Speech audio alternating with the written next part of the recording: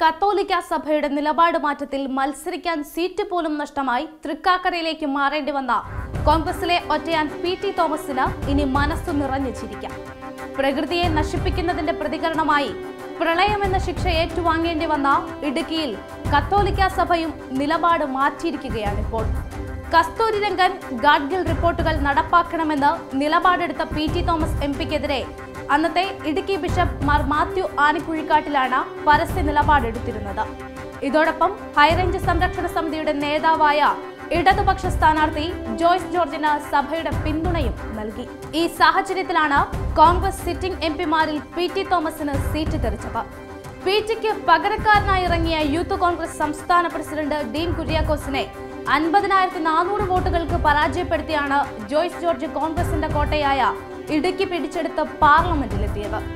ഇടുക്കി നഷ്ടമായ PT. Thomas പിന്നീട് നിയമസഭാ തെരഞ്ഞെടുപ്പിൽ തൃക്കാക്കരയിൽ മത്സരിച്ച് MLA ആയി.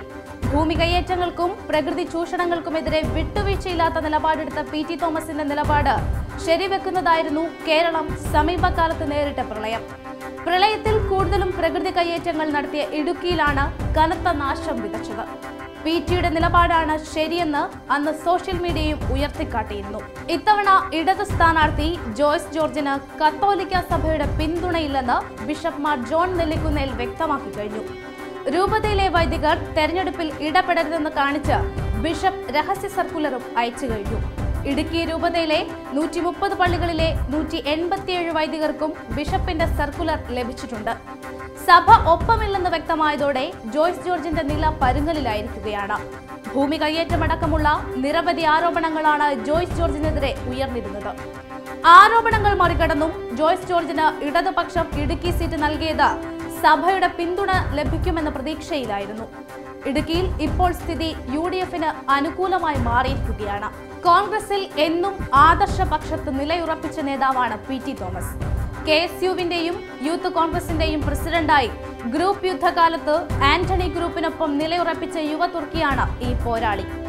അഴിമതിക്കെതിരെ വിട്ടുവീഴ്ചയില്ലാത്ത നിലപാടാണ് പി.ടി. തോമസ് എന്നും സ്വീകരിച്ചിരുന്നത്. നിലപാടെടുത്താൽ പിന്നോട്ടു പോകാത്ത നേതാവെന്ന പ്രതിച്ഛായയുമുണ്ട്. മുഖ്യമന്ത്രിയായിരിക്കെ ലീഡർ K. കരുണാകരനെ കടുത്ത ഭാഷയിലാണ് പി.ടി. തോമസ് വിമർശിച്ചിരുന്നത്. തൊടുപുഴയിൽ P.J. ജോസഫിനെ തോൽപ്പിച്ചും നിയമസഭയിലെത്തിയിട്ടുണ്ട്.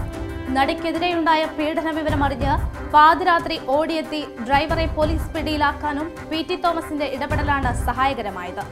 സഭയ്ക്കും കയ്യേറ്റക്കാരുടെ സമ്മർദ്ദത്തിനും വഴങ്ങാതെയാണ് കേരള രാഷ്ട്രീയത്തിൽ കോൺഗ്രസ് നേതാവ് പി.ടി. തോമസ് ഇപ്പോഴും തല ഉയർത്തി നിൽക്കുന്നത്.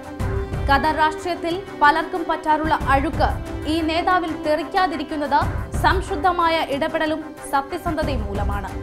സാധാരണ മിക്ക കോൺഗ്രസ് നേതാക്കളിലും കാണാത്ത ഒരു അധിക യോഗ്യതയാണിത്. അത് തന്നെയാണ് പി.ടി. തോമസിനെ വ്യത്യസ്തനാക്കുന്നതും. സഭയുടെ കോപം പേടിച്ച് മുൻപ് തള്ളിപ്പറഞ്ഞവരും തിരശ്ശീലയിൽ ഒളിച്ചവരും പാര വച്ചവരുമെല്ലാം ഇപ്പോൾ പറയുന്നത് പി.ടി. ആയിരുന്നു ശരിയെന്നാണ്.